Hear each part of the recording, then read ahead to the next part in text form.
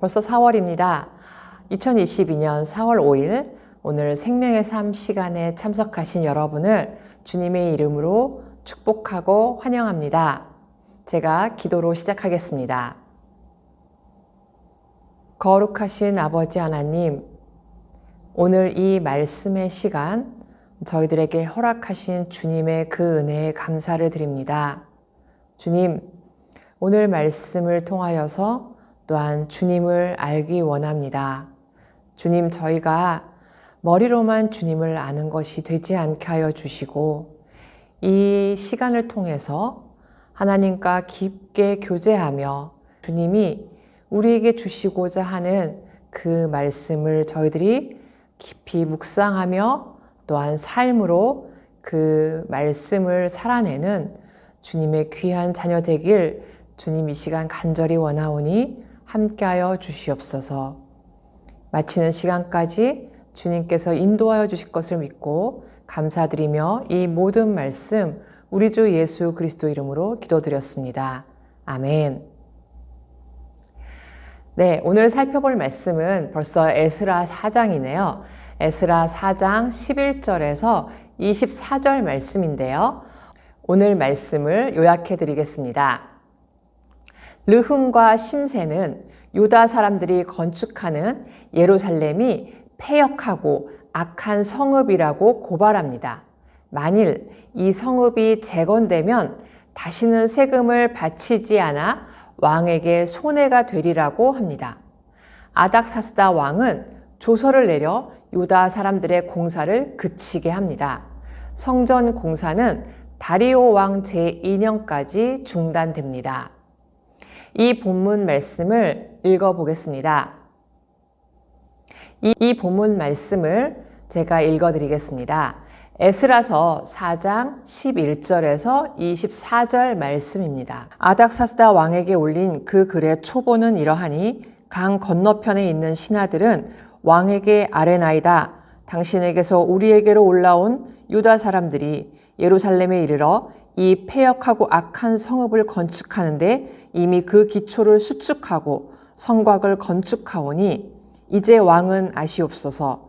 만일 이 성읍을 건축하고 그 성곽을 완공하면 저 무리가 다시는 조공과 관세와 통행세를 바치지 아니하리니 결국 왕들에게 손해가 되리이다.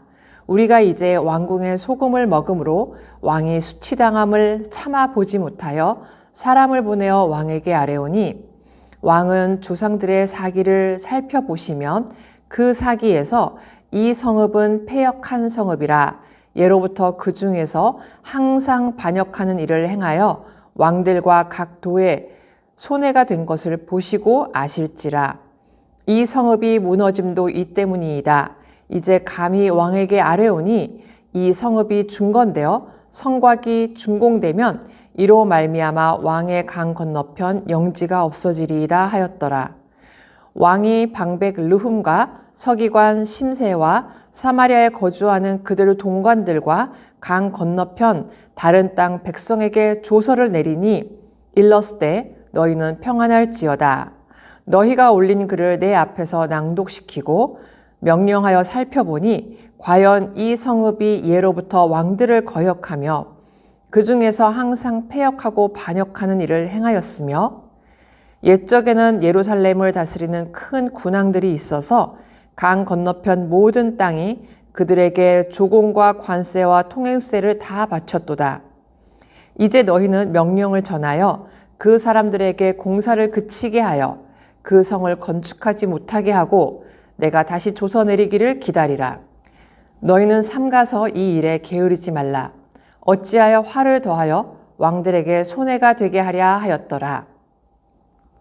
아닥사스다 왕의 조서 초본이 르흠과 서기관 심세와 그의 동료 앞에서 낭독되매 그들이 예루살렘으로 급히 가서 유다 사람들을 보고 권력으로 억제하여 그 공사를 그치게 하니 이에 예루살렘에서 하나님의 성전 공사가 바사왕 다리오 제2년까지 중단되니라. 아멘. 포로 시대 직후의 시기로부터 느헤미야의 활동 시기까지 구약 시대의 마지막 사건들을 기록하고 있는 에스라서와 느헤미야서를 고대의 전통으로는 하나의 책으로 봅니다. 또한 에스라서 안에는 바사, 즉 페르시아 왕들과 고위 관료들이 작성한 공문서가 많이 실려 있습니다.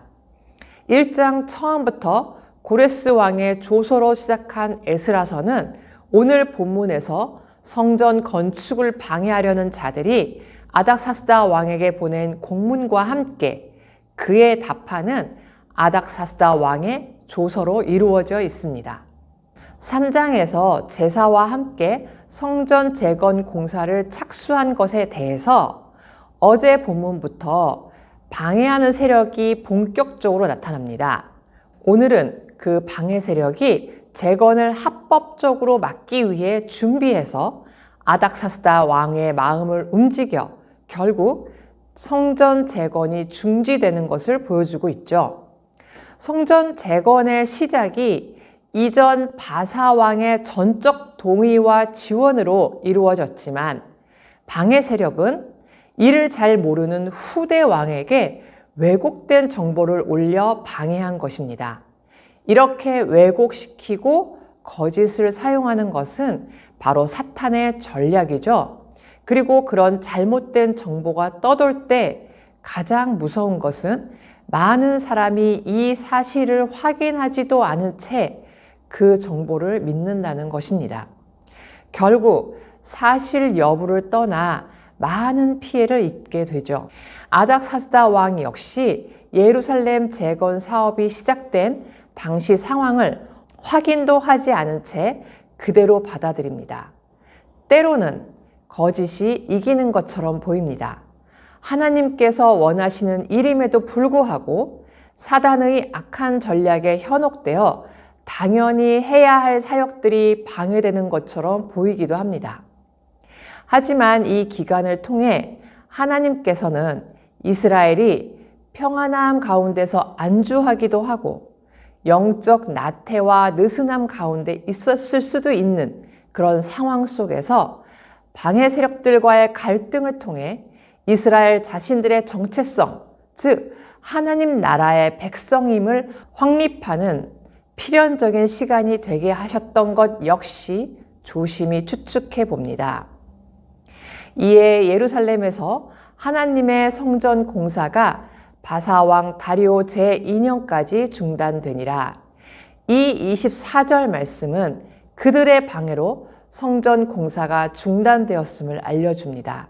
하지만 동시에 이 말씀은 바사왕 다리오 제2년에 성전 공사가 다시 시작되었다는 것을 보여주죠. 거짓이 이기고 악이 이기는 것처럼 보이는 것은 단지 하나의 과정에 불과함을 또한 보여주고 있습니다.